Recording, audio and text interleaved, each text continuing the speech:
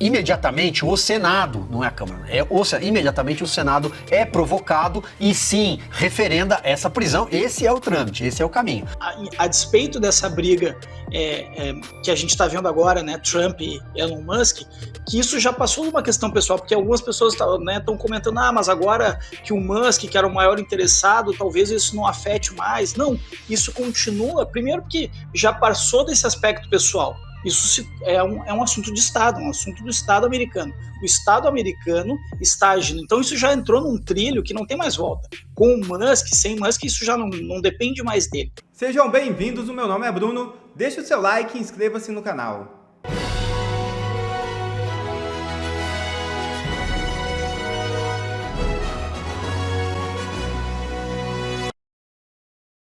André Mendonça vota para proibir remoção ou suspensão de perfis. O ministro André Mendonça do Supremo Tribunal Federal votou para manter o artigo 19 do Marco Civil da Internet, que isenta as plataformas digitais de responder por conteúdos publicados pelos usuários. O voto vai ao encontro dos interesses das Big Techs. Apesar de considerar o dispositivo constitucional, o ministro propôs uma série de deveres que as empresas deverão seguir para garantir a integridade do ambiente digital. Abre aspas. Não é possível responsabilizar plataformas sem prévia determinação judicial quando se está diante de manifestação de opinião ou de pensamento. Fecha aspas, afirmou Mendonça. Para o ministro, as plataformas só poderão responder a ações judiciais se descumprirem deveres procedimentais previstos em lei. Ao invés de remover as postagens que considerarem ilícitas, as empresas devem identificar o autor do conteúdo. Assim, só o autor deverá ser responsabilizado em ação judicial. Mendonça também proibiu em sua tese a remoção ou suspensão de perfis de usuários, exceto quando comprovadamente falsos ou quando tenham sido criados com um objetivo ilícito, como o tráfico de drogas, por exemplo. Para ele, a remoção de perfis fora dessas hipóteses caracteriza censura prévia. O ministro ainda ressaltou que cabe ao Congresso regular as redes sociais, porque há um desacordo moral razoável sobre o tema. Uma verdadeira lição aos demais ministros que querem calar o povo. Câmara concede 127 dias de licença a Carla Zambelli. Deputada deixou o Brasil e está na Itália. Suplente da parlamentar já foi convocado. Nesta quinta-feira, a Câmara dos Deputados atendeu ao pedido de Carla Zambelli e concedeu 127 dias de licença para a deputada. Do total, foram 7 dias por tratamento de saúde e outros 120 dias por interesse particular. Enquanto estiver afastada, Zambelli não receberá salário. Além disso, a vaga será assumida pelo suplente Coronel Tadeu. Abre aspas. Considere-se afastada a senhora deputada Carla Zambelli a partir de 29 de maio de 2025, data indicada ao atestado médico constante no processo. Convoque-se o respectivo suplente. Fecha aspas, disse a decisão assinada pelo presidente da Casa, Hugo Mota. Zambelli foi condenada pelo STF a 10 anos de prisão sob acusação de envolvimento em invasões ao sistema do Conselho Nacional de Justiça. A deputada, no entanto, deixou o Brasil e está na Itália. Notícias em Oeste Sem Filtro porque a Interpol incluiu a deputada Carla Zambelli na lista de difusão vermelha a pedido do ministro do Supremo, Alexandre de Moraes. A partir de agora, a parlamentar passa a ser procurada pelas polícias dos 196 países que integram a instituição. Segundo a Globo News, Carla Zambelli teria chegado hoje a Roma. O desembarque no país europeu teria ocorrido antes de o nome da parlamentar ser incluído na lista de procurados da Interpol. Aqui no Brasil, a primeira turma do Supremo agendou para esta sexta-feira o julgamento do recurso de Carla Zambelli contra a condenação a 10 anos de prisão pelo ataque ao sistema do Conselho Nacional de Justiça. A sessão será realizada de forma virtual. Consta, a gente vê aí uma pressa do Supremo para resolver, liquidar essa fatura envolvendo o caso da deputada Carla Zambelli. Vale lembrar que ainda o caso dela ela tem condenação a 10 anos por unanimidade pela primeira turma do Supremo, mas o caso não transitou em julgado. Agora, com esse julgamento, essa análise do recurso marcada para amanhã, sexta-feira, é muito provável que o desenrolar seja o não deferimento aí desse recurso, e aí sim transita em julgado, e aí pode-se então expedir o mandado de prisão definitivo em desfavor da da deputada Carla Zambelli. Sim, que para mim é mais uma perseguida política, no fundo, né? Esse pedido de prisão preventiva me parece irregular, ela sendo deputada federal. Incluir a mãe e o filho na censura das redes sociais é coisa que está realmente num patamar soviético, e o Brasil caminha nessa direção com naturalidade da imprensa, da velha imprensa. Sobre o caso Carla Zambelli, não sei se ela chegou em Roma, estão dizendo que a polícia soube do voo, mas não chegou a tempo, e por aí vai. Ela tem cidadania italiana, então a extradição vai ser uma coisa mais delicada, discutida. Mas o que eu queria comentar mesmo é a postura, na minha concepção, abjeta do jornal O Estado de São Paulo. Todo mundo sabe que o Estadão tem uma pegada tucana, e como todo tucano fica em cima do muro, mas sempre que desce do lado esquerdo. É uma no cravo, uma na ferradura. E o problema da postura tucana é que eles aceitam a premissa de que há uma normalidade institucional quando o alvo de perseguição é bolsonarista.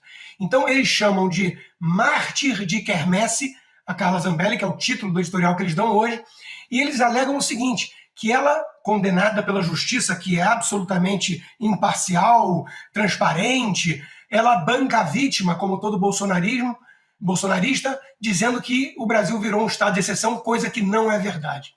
Então o Estadão é o Dr. Jekyll e Mr. Hyde. Né? Tem dias que ele acorda fazendo críticas pontuais aos abusos, aos excessos do Supremo, e aí leva a chamada do professor Barroso, né? E tem dias que ele acorda falando, nada para ver aqui, o inquérito de 6 anos das fake news é absolutamente legítimo, houve tentativa de golpe, a ameaça bolsonarista justifica tudo que o STF fez. Então eles estão meio esquizofrênicos, digamos assim.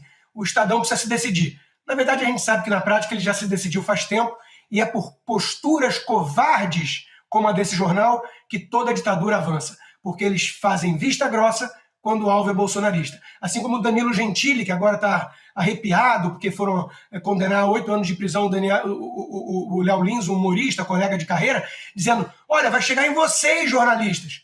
Vai chegar? Será que o humorista Danilo Gentili não sabe que eu já estou sendo perseguido há 2 anos? Paulo Figueiredo, Alan dos Santos e tantos outros. Então, é por posturas cínicas, como a desses isentões, que a ditadura avança.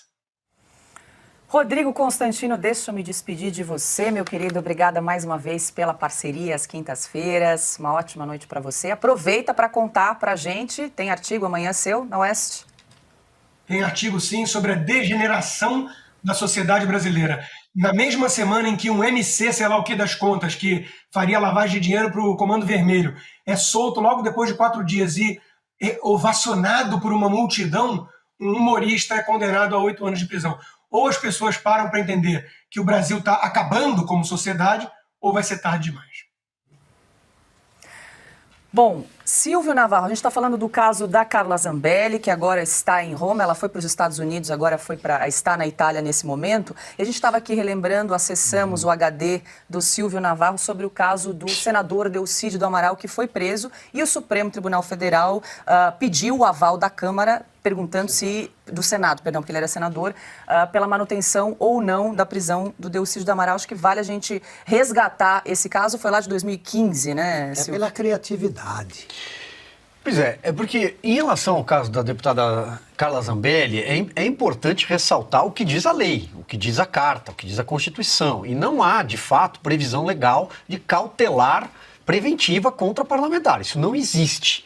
Mas nós temos precedentes que podem ser comparados, mas ainda assim cabe a adversativo, o mas, como eu disse. Vamos lá, você citava o caso do senador Delcídio Amaral. O senador Delcídio, em novembro de 2015, no auge da Lava Jato, ele era muito próximo de um dos presos da Lava Jato, Néstor Cerveró, uma figura bastante conhecida até pelos traços físicos. E o Néstor Cerveró, diretor de internacional da Petrobras, estava preso e o seu filho, que se chamava Bernardo, procura o senador Delcídio junto com um advogado, que era o Edson Ribeiro.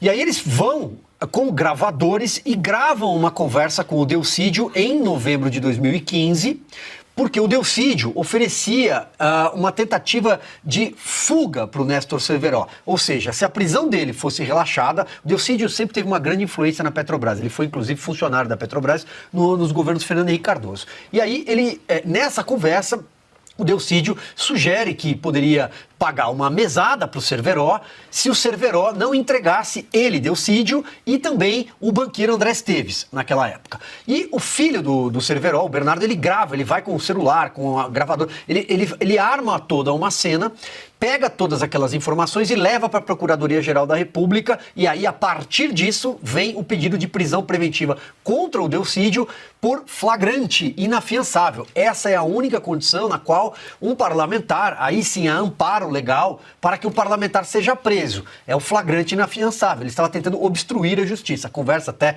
o Augusto recordava que tem nuances até engraçados, né, Augusto, naquela situação, porque eles tentam bolar um plano de fuga para o Cerveró e o Delcídio sugere que ele saia pelo Paraguai e pegue um avião. Eles falam, mas um citation, aí o Delcídio diz naquele diálogo, não, tem que ser um Falcon 50 que tem autonomia para atravessar, queria levá-lo para a Espanha.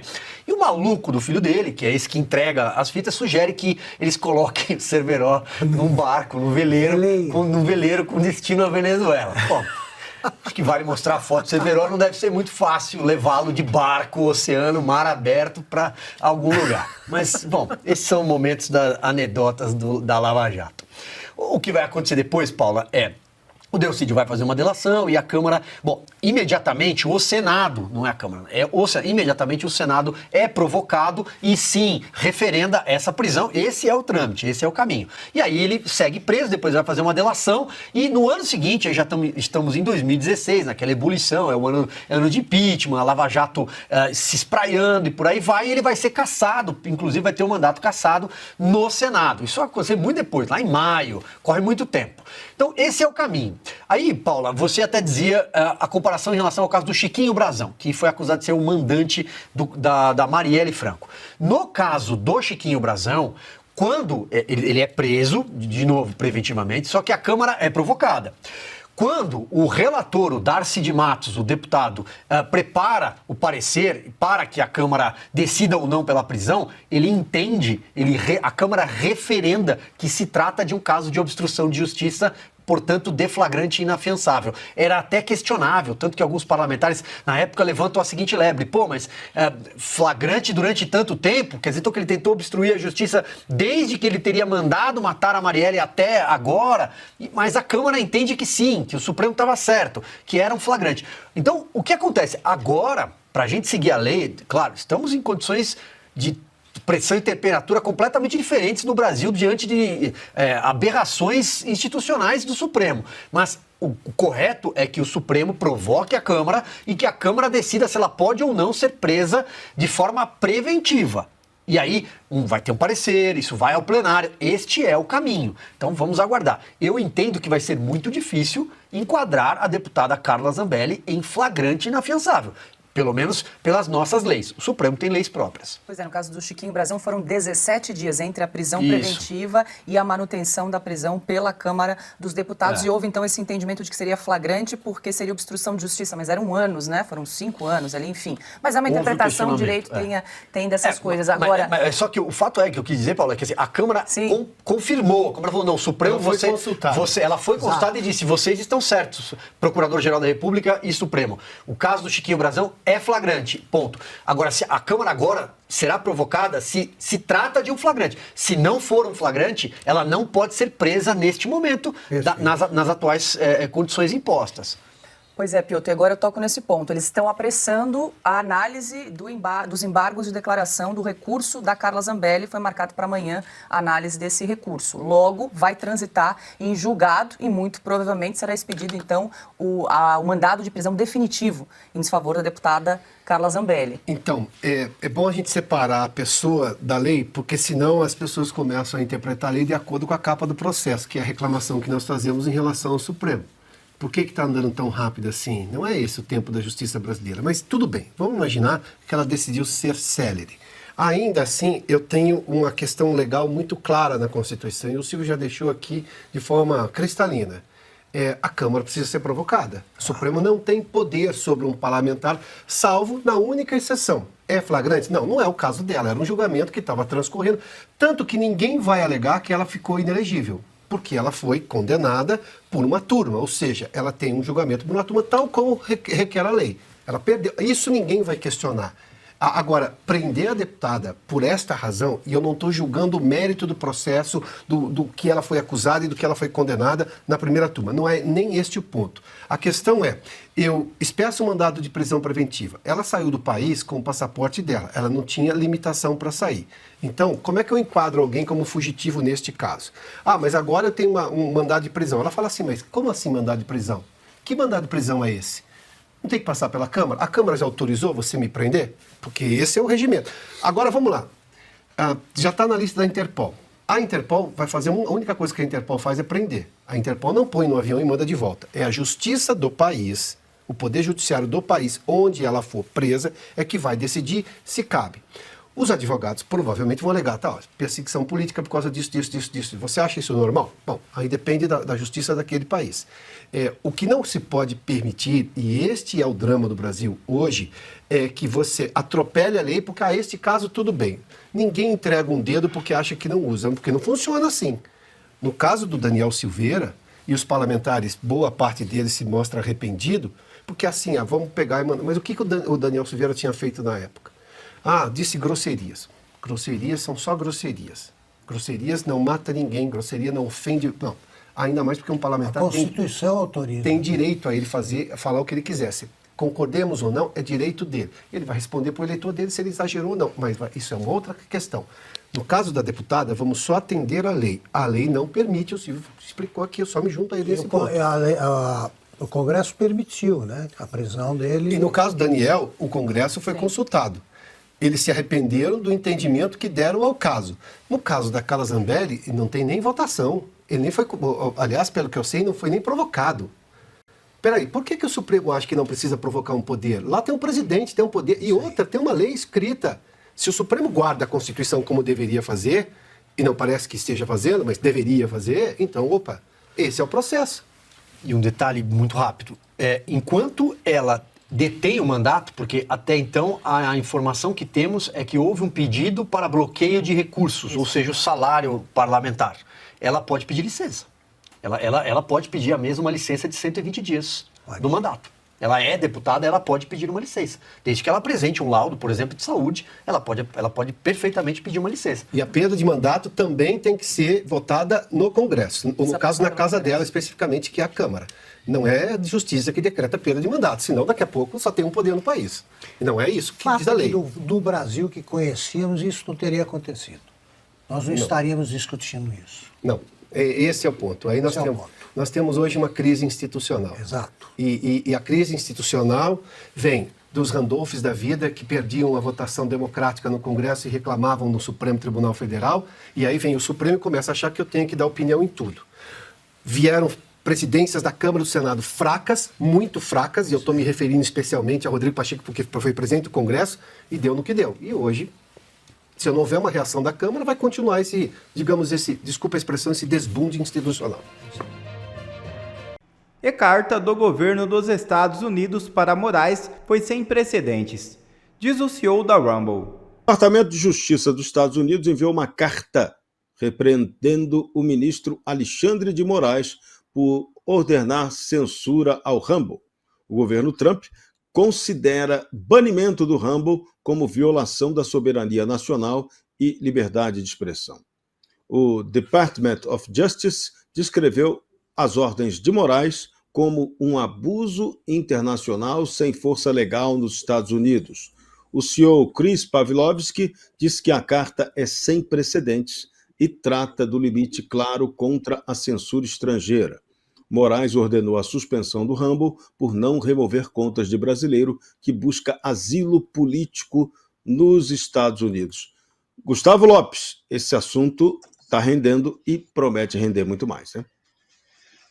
Vai render muito ainda, Serrão, porque a liberdade de expressão, né, embora ela seja muito relativizada aqui no Brasil, ela é um valor sagrado, né, para os Estados Unidos. O país foi fundado, né, em alguns pilares, né, que eles consideram sagrados, a liberdade de expressão é um deles. Então, isso mostra, né, a despeito dessa briga que a gente está vendo agora, né, Trump e Elon Musk, que isso já passou de uma questão pessoal, porque algumas pessoas estão comentando, mas agora que o Musk, que era o maior interessado, talvez isso não afete mais. Não, isso continua, primeiro porque já passou desse aspecto pessoal. Isso é um assunto de Estado, um assunto do Estado americano. O Estado americano está agindo. Então isso já entrou num trilho que não tem mais volta. Com o Musk, sem Musk, isso já não depende mais dele. As coisas vão acontecer, obviamente que na medida e nas circunstâncias em que o governo americano achar mais oportuno, mas elas vão acontecer. De outro lado, a gente tem, e aí pegando um pouco da pauta anterior, trazendo um pouco do que o professor Sepúlveda colocou, é fundamental as pessoas se darem conta que é o seguinte, os Estados Unidos estão de olho aqui no que está acontecendo no Brasil. Por quê? Essa questão Al-Qaeda, Hezbollah, inclusive o Departamento de Estado, na semana passada, ofereceu, e está lá, quem quiser, só olhar, 10 milhões de dólares, uma recompensa de 10 milhões de dólares para quem oferecesse informações sobre a atuação do Hezbollah aqui no Brasil.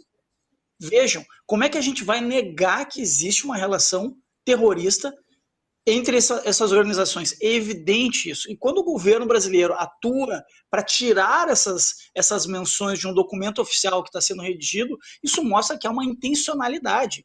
Não é só uma tentativa de acobertar, há uma intencionalidade. Claro que a gente consegue imaginar os porquês disso, mas isso é gravíssimo. Então, mostra, essa questão da carta que o Departamento de Estado mandou, isso é grave. E aí, voltando de novo ao que o professor Sepúlveda falou, a gente está caminhando para uma crise diplomática péssima para o Brasil, independente do lado que as pessoas estejam. Isso é ruim para o país, porque os Estados Unidos é um dos maiores parceiros comerciais do Brasil desde sempre. Hoje, o maior em volume de negócios é a China, mas os Estados Unidos são um parceiro histórico do Brasil. Não tem por que nós rompermos relações diplomáticas com esse país, mas é para isso que a gente está caminhando. Inclusive, os Estados Unidos sequer têm um embaixador nomeado aqui no Brasil, e a gente está conseguindo tornar essa situação ainda pior. Então, assim, o governo, esse tipo de atitude. Por que eu trouxe a questão da recompensa? Porque mostra que o governo americano está, sim, de olho no que está acontecendo no Brasil. A gente vai ver quais vão ser os desdobramentos disso. A princípio, não vão ser nada bons, sobretudo para a turma que hoje governa o país.